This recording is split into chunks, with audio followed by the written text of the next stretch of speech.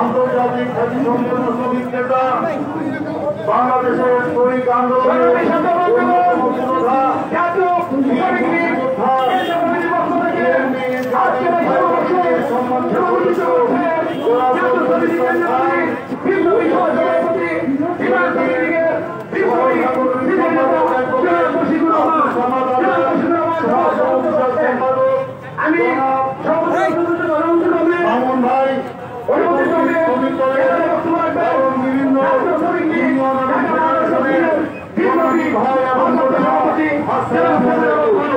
আমি বক্তব্য নির্ধারিত করব না। আপনারা যা বক্তব্য শোনার জন্য এখানে উপস্থিত হয়েছেন তাকে সুযোগ দিয়ে আমি আমার বলতে চাই। আমি আমার নিজের পক্ষ থেকে চেয়ারম্যান জনাব তারেক রহমানের পক্ষ থেকে দেশ নেত্রী বেগম খালেদা আমি আপনাদেরকে জানাচ্ছি আন্তরিক শুভেচ্ছা বন্ধুগণ। আমরা মহান দিবস পালন করছি। আজকে লকডাউনের নামে এবং যারা অত্যন্ত খারাপ পরিস্থিতি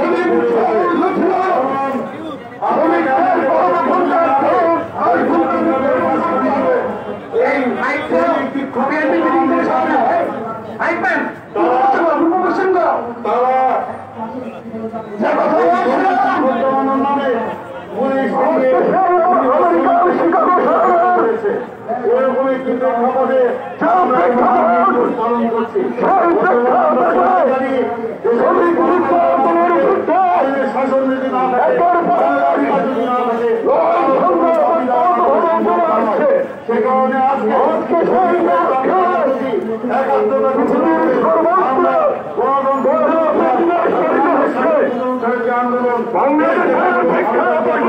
চলছে সে আজকে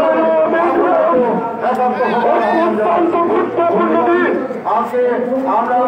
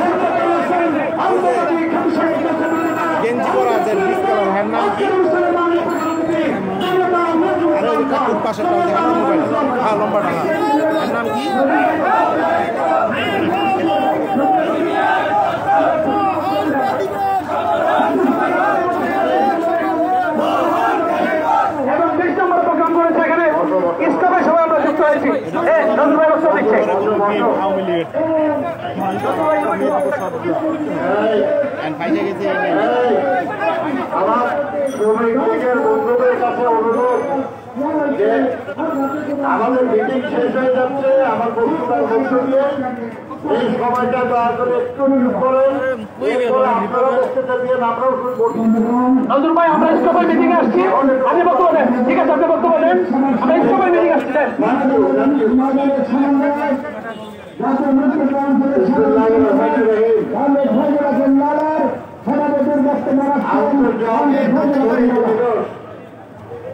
মহান মে দিবস উপলক্ষে আয়োজিত বাংলাদেশ জাতীয়তাবাদী শ্রমিক দল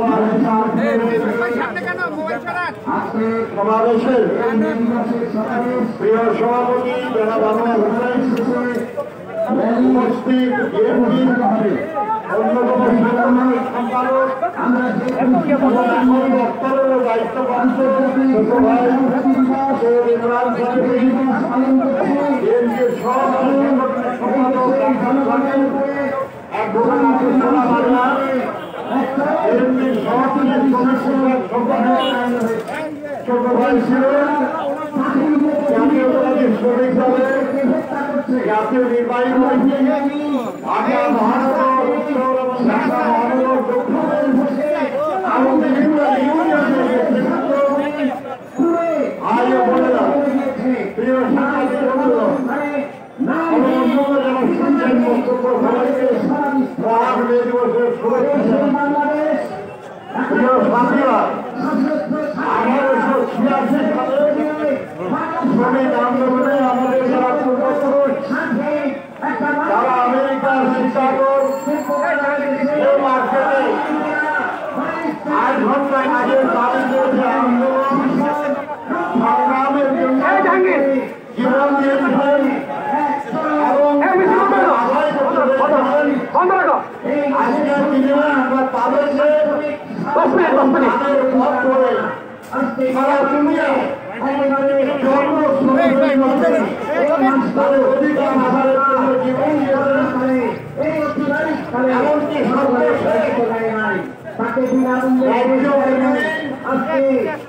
আর আন্দোলনের মধ্যে একটু কম সময়ের দাবিতে আন্দোলন করতে গিয়ে চট্টগ্রামের বাসখালীতে আমাদের যে শ্রমিকরা জীবন দিয়েছেন তাদের সকলের প্রতি শ্রদ্ধা জানাই। তাদের সবার রক্তে সমৃদ্ধ শ্রমিক মানুষের আন্দোলন, বাংলাদেশের শ্রমিক আন্দোলনও এই বাংলাদেশের মানুষের, বাংলাদেশের শ্রমজীবী মানুষের রক্তে সমৃদ্ধ। এই শ্রমজীবী মানুষরা ভাষার আন্দোলনে জীবন দিয়েছে। এই শ্রমজীবী মানুষরা মহান স্বাধীনতা সংগ্রামে জীবন দিয়েছে এবং এই শ্রমজীবী মানুষরা বাংলাদেশে গণতন্ত্র পুনরুদ্ধার আন্দোলনে জীবন দিয়েছে।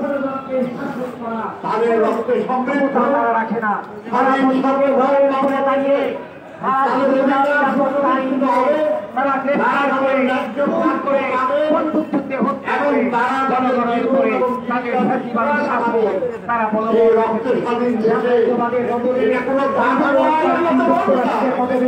এই দেশে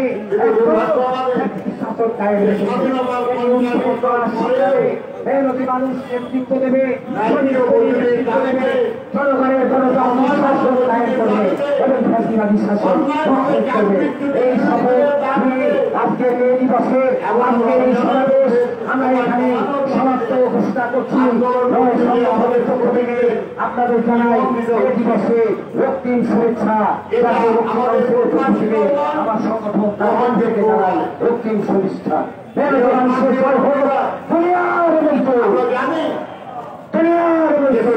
মানুষ তারাই হল উৎপাদনশীল শ্রমিক। তারা যা উৎপাদন করেন তা দিয়ে দেশের উন্নয়ন, দেশের উন্নয়ন। আজকে বাংলাদেশের অর্থনীতি মূলত দাঁড়িয়ে আছে দুটি স্তম্ভের উপর। তার একটি হল তৈরি পোশাক শিল্প, আর একটি হল বৈদেশিক কর্মসংস্থান, রেমিটেন্স। আমরা বিএনপি কর্মী হিসাবে আমরা অত্যন্ত গর্বিত যে এই দুটি কাজই শুরু করেছিলেন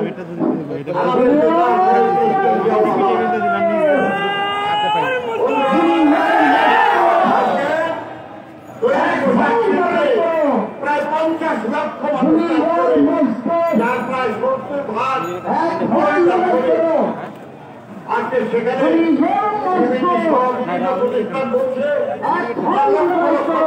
এই করোনা কালে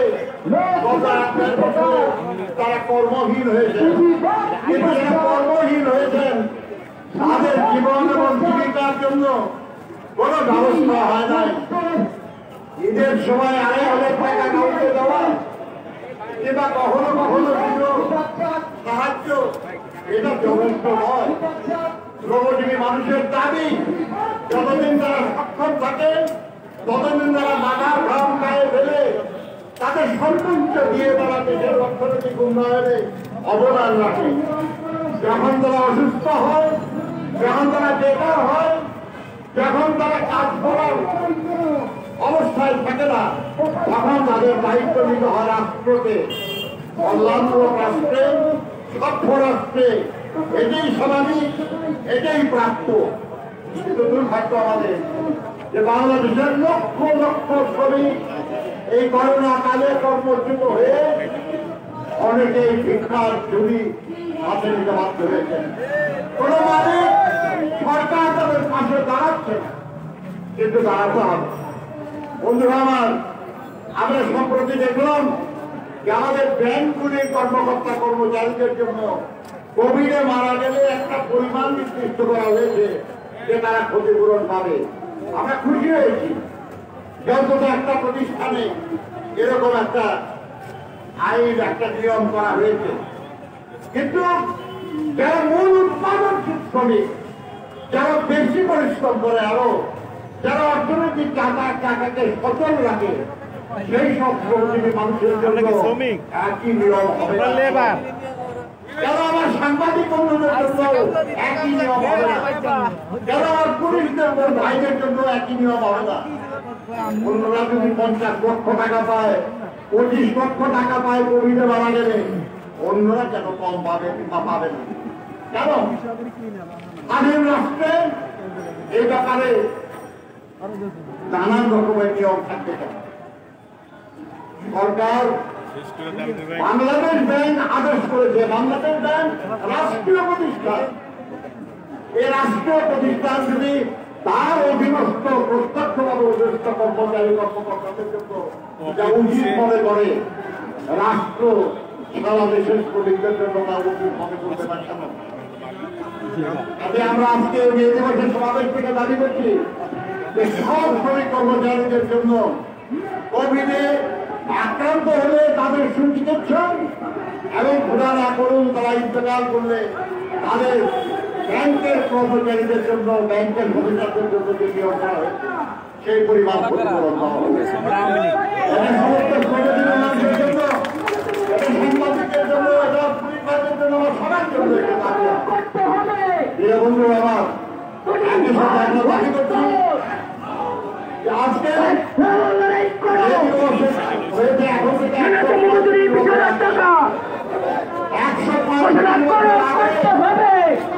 আমরা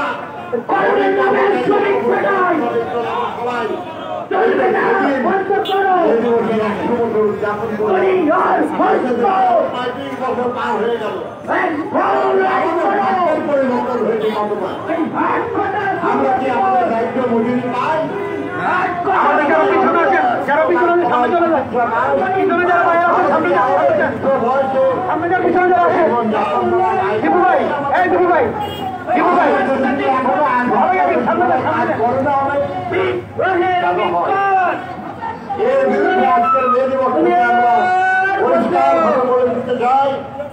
যে বাংলাদেশে মে দিবসকে রাষ্ট্রীয় ছুটির দিন ঘোষণা করা হয়েছে, রাষ্ট্রীয়ভাবে পালন করা হচ্ছে।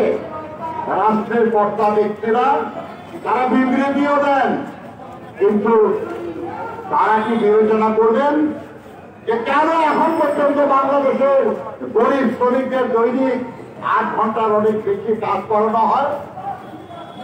কেন তাদেরকে অতিরিক্ত কাজ করানো হয় কিন্তু যথাযোগ্য ক্ষতিপূরণ দেওয়া হয় না? যদি তাদের অতিরিক্ত এরকম কাজ করানো না হতো, আরো লক্ষ লক্ষ নতুন শ্রমিকের কর্মসংস্থান হতো। আমরা দাবি করছি জাতীয় শ্রমিক লীগ ইতিমধ্যেই 35 নম্বর ধানমন্ডিতে পুষ্পস্তবনের মাধ্যমে এবং এই আমরা আনুষ্ঠানিকভাবে সমাবেশ করেছি। শেষ পর্যন্ত আমরা এখানে আমাদের ইসলামের নেতৃবৃন্দ সহ সকলের সাথে আমরা প্রস্তাবে উপস্থিত হয়েছি।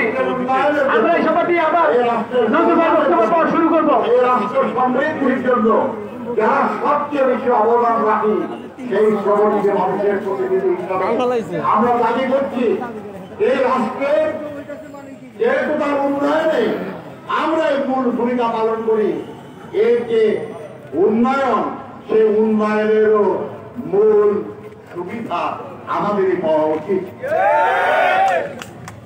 এবং যদি সে অধিকার থেকে বঞ্চিত করা হয় তাহলে আমাদের জন্য এটা ন্যায্য হয়ে পড়বে। সেই বঞ্চনার বিরুদ্ধে মহান বীর ঘোষের চেতনায় উদ্দীপ্ত হয়ে আন্দোলন সংগ্রামে রত হওয়া। আজকে কোভিড চলছে, এই সময় মানুষ অনেক কষ্টে আছে, সবাই কষ্টে আছে, বিভিন্ন শ্রেণী পেশার মানুষরা কষ্টে আছে। এই সময় আন্দোলন সংগ্রামের কথা বলছি না, কিন্তু আমরা বলছি এই কোভিডেও সবার প্রতি সমান আচরণ, সবার সমান সুযোগ নিশ্চিত করার দায়িত্ব রাষ্ট্রকে দায়িত্ব পালন করতে হবে। প্রিয় সাথী বন্ধুরা, আমরা শ্রমিকদের জন্য রেশনিংয়ের দাবি করেছি। এটা একটা নতুন কোন দাবি নয়, ব্রিটিশ আমল থেকে আছে। আমরা নিজেরা সব কারখানায় চাকরি করেছি, সেই সব কারখানায় রেশন সব ছিল, ন্যায্য মূল্যের দোকান ছিল। সব সময় যদি নাও হয়, অন্তত করোনার মতো দুর্যোগকালে শ্রমজীবী মানুষের জন্য রেশনিং এবং ন্যায্য মূল্যের দোকান করা উচিত, যাতে তাদের সীমিত মাধ্যমের মধ্যে পরিবার পরিজনদের জীবন যাপন করতে পারে। যারা এটা ন্যায্যভাবে করেন আমি বিশ্বাস করি শ্রমিক কর্মচারী ঐক্য পরিষদ এই ব্যাপারে প্রয়োজনীয় উদ্যোগ গ্রহণ করবে। শ্রমিক কর্মচারী ঐক্য পরিষদে আমরা সবাই আছি, আমরা শ্রমিক দল আছি, আমরা যেমন শ্রমিক লীগ আছে সেরকম যার সবাই একসাথে এই যে একই দাবিতে একটা আন্দোলন করতে পারি। আন্দোলন করেছি, আমি যে কোনো অন্যায় বিরুদ্ধে আন্দোলন করবো, এই কারণে আমাদের